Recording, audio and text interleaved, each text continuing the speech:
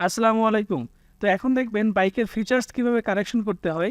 ধরুন আপনার বিআরটিএ পেপারসে কিছু জায়গায় আপনার বাইকের ফিচার্স ভুল আছে, আপনি এটা কারেকশন করবেন বা কোথাও গ্যাপ আছে, মানে ব্ল্যাঙ্ক আছে, আপনি এটা কারেকশন করবেন। তো সেটা করতে গেলে কিভাবে ঠিক করবেন সেটা আমি দেখাচ্ছি এখন।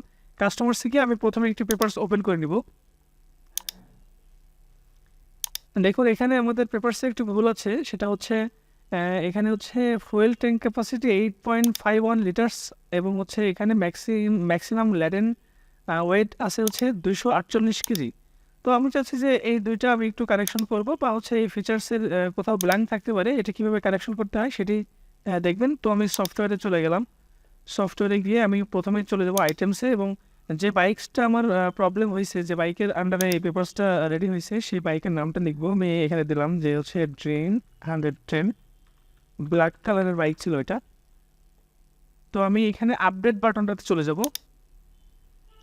গিয়ে একটু নিচে স্ক্রলিং করলে দেখতে পারবেন যে এখানে হচ্ছে বাইকের ফিচার্সগুলো দেওয়া আছে। আমি এখানে যদি ব্ল্যাক কেটে যে কালারে দিব সেটা পেপারসে গিয়েও দেখবেন সেই কালার হয়ে যাবে। এবং এই যে ফিচার্সগুলো, এই ফিচার্সের যেটি আমি কারেকশন করব, দেখবেন যে পেপারসেও সেটি চলে গেছে সেই কারেকশন অবস্থায়।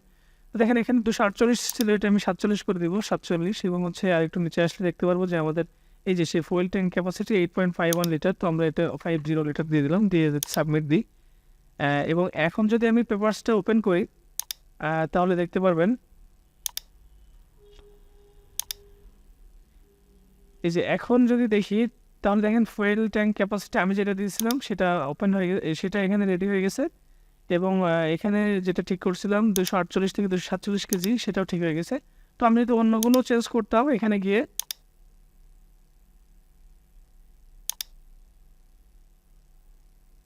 এখান থেকে আমি যদি অন্যগুলো কারেকশন করতাম বা এডিট করতাম, তাহলে সেটি ওখানে গিয়ে ওই পেপারসে আমাদের রেডি হয়ে যেত।